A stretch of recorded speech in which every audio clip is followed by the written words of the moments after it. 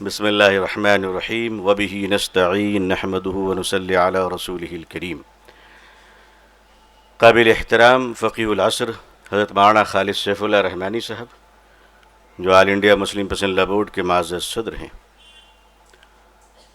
माज़ज़ general secretary हज़रत मौलाना शाह फज़लुर रहीम मुजद्दिदी साहब, नायबीन सदूर, अमायदीन मुल्क, मजलिस आमला के मुअज़्ज़ज़ अरकान, और जैसा कि बताया गया कि ऑल इंडिया मुस्लिम पसंदीदा बोर्ड के सेलेक्टेड इनवाइटीज़ यहाँ पे मौजूद हैं। जनाब बैरिस्टर असदुद्दीन ओवैसी साहब भी जलवा फ़रोज़ हैं। उन्होंने मुझे सूरह फ़ातिहा पढ़ने का हुक्म दिया है, लेकिन मैं अपनी रिवायत के मुताबिक बात शुरू करता हूँ। जंतर मंतर पे आज तक जितने लोग भी आते हैं वो सब दुख और दर्द के साथ आते हैं। कोई भी यहाँ पे मंगनी और सगाई करने नहीं आता है। और अच्छा है कि नीम के दरख्त के नीचे हमें बिठाया गया है, तो हम जो बात भी कहेंगे वो जस्टिफाई होगी कि गुलाब के पौधे के नीचे बैठकर हमने कांटों के ख़िलाफ़ कुछ नहीं कहा है। अज़ीज़ान मिल्लत, ऑल इंडिया मुस्लिम पसंदीदा बोर्ड अपनी एक मज़बूत रिवायत रखता है, और वो रिवायत ये है कि आंधी हो या तूफ़ान, मगर वो लॉ एंड ऑर्डर को मेंटेन करते हुए अपनी रिवॉल्यूशन और तहरीक को आगे बढ़ाता है। ये इसकी पहचान है और इसकी शान है। इसे गुदगुदाए तो बहुत जाते हैं, उसकाए भी बहुत जाते हैं, मगर मसला ये है कि लगाम जिनके हाथों में है, संजीदगी उनके दामन को चूम लिया करती है। अगर आपका रहबर मुअज़्ज़िन होगा तो आपको यकीनन मस्जिद के पते मिल जाएंगे। अगर आप वज़ीरों के तलवे चाट रहे होंगे तो हो सकता है कि बादशाहों के दरबार तक रसाई आपकी हो जाए। अज़ीज़ान मिल्लत, अगर घोड़े को रहबर बनाओगे तो जंग के मैदान तक पहुंच जाओगे, लेकिन यह भी सच है अगर चील कौवे और गिद्ध तुम्हारे रहबर हों तो शायद सड़ी हुई लाशों तक तुम पहुंच जाओ। लेकिन जब हमारी रहबरी उन बुजुर्गों के हाथों में होती है जो रहबरी करते वक्त भारत के संविधान का भी एहतराम करते हैं, कुरान और हदीस को सामने रखते हुए रसूलुल्लाह सल्लल्लाहु अलैहि वसल्लम की इताअत और मोहब्बत के तहत मिल्लत और कौम और मुल्क को लेकर चलते हैं, तो याद रखिए फिर इसी नजरिए फिक्र का नाम all India Muslim personal law board है। All India Muslim personal law board. आज यहां हम लोग जितने हैं ये सबके नाम पे नारे लगते हैं, तो नारे लगाने वाली भीड़ को इस वक्त दिल्ली ने बर्दाश्त नहीं किया। दिल्ली का दिल इतना छोटा तो नहीं था कि वह 1000-5000 लोगों को अपने दिलों में मोहब्बत के साथ गुंजाइश नहीं देती, मगर शायद यह दिल्ली का दिल छोटा नहीं है, बल्कि दिल्ली के बादशाह का दिल बहुत छोटा हो चुका है। इतना दिल छोटा हो चुका कि आज वो हमसे कहते कि आप 100 आदमी के साथ तशरीफ लाइए। हुजूर, 100 तो बहुत बड़ी बात है, अगर आप 4 भी कहते तो अबू बकर, उमर, उस्मान गनी का वाकया याद दिलाते हुए तारीख का एक नया इनकलाब बर्पा कर देते। लेकिन आपने 100 की इजाजत दी, हम आपका शुक्रिया अदा करते हैं, मगर शुक्रिया इस बात पर भी अदा करते हैं कि आपने हमसे हमारा पासपोर्ट और वीजा नहीं मांगा, कम से कम मुल्क का शहरी तो तस्लीम किया आपने। ऑल इंडिया मुस्लिम पसंदीदा बोर्ड इस जंतर मंतर पर दोबारा धरना देने के लिए पहुंचा है।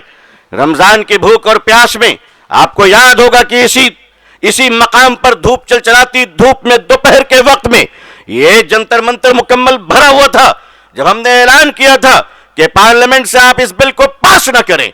लेकिन माफ कीजिएगा, हमारी ये माननीय सरकार और आदरणीय प्रधानमंत्री जी और उनके माननीय मंत्री माइनॉरिटी अफेयर्स के ये जनाब, आप अच्छे लोग तो हैं, लेकिन आज जंतर मंतर पे यह पता चल रहा है कि लोग जब भी यहां आए बात करने के लिए तो उन्होंने एहसान किया है भारत के संविधान पर। जब यहां कोई बोलता है तो दुनिया कहती है संविधान जिंदा है, जब यहां कोई बोलता है तो दुनिया कहती है लोकतंत्र जिंदा है, जब यहां कोई बोलता है तो कहता है कि भारत की आवाज जिंदा है। मगर आज जब हम बोलने आए हैं तो आपको यह बताना चाहते हैं कि आज संविधान की रक्षा की बात करते हुए हम आपके सामने यह बात साफ करना चाहते हैं कि आज बात लोकतंत्र और शक्ति तंत्र के दरमियान लड़ाई की है।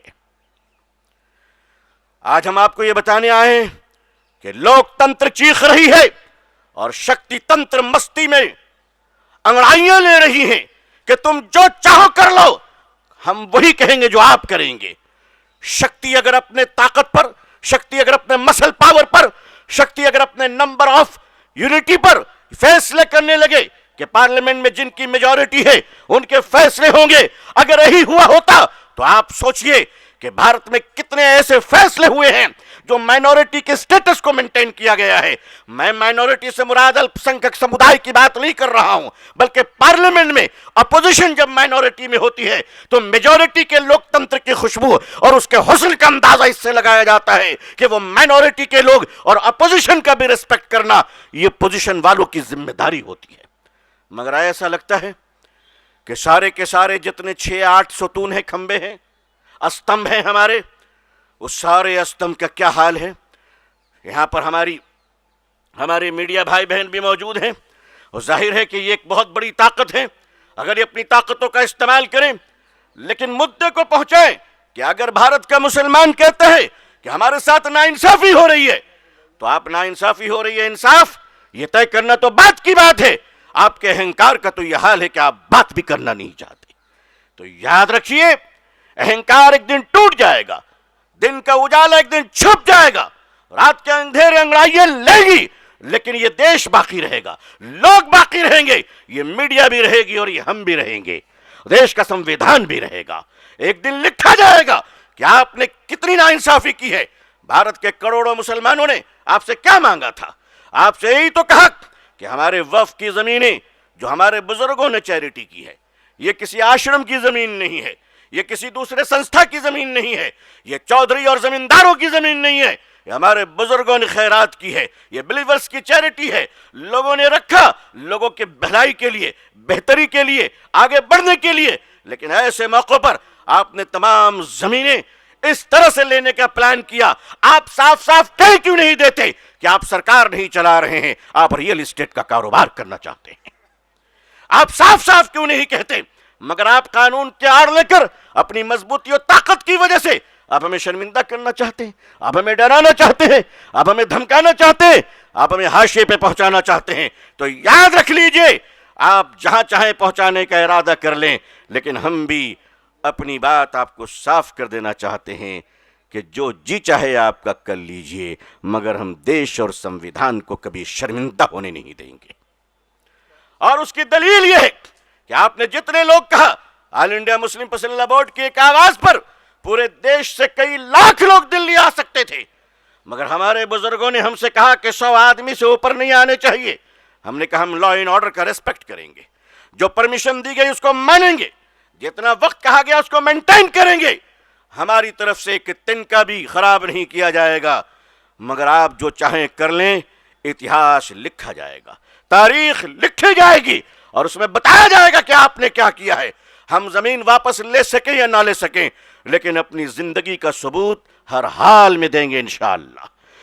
और पॉलिटिकल प्लेटफॉर्म से भी सबूत दिए जाएंगे जहां जहां मौका मिलेगा। भारत का संविधान जिंदाबाद, हिंदुस्तान जिंदाबाद, ऑल इंडिया मुस्लिम पसंद लॉ बोर्ड जिंदाबाद।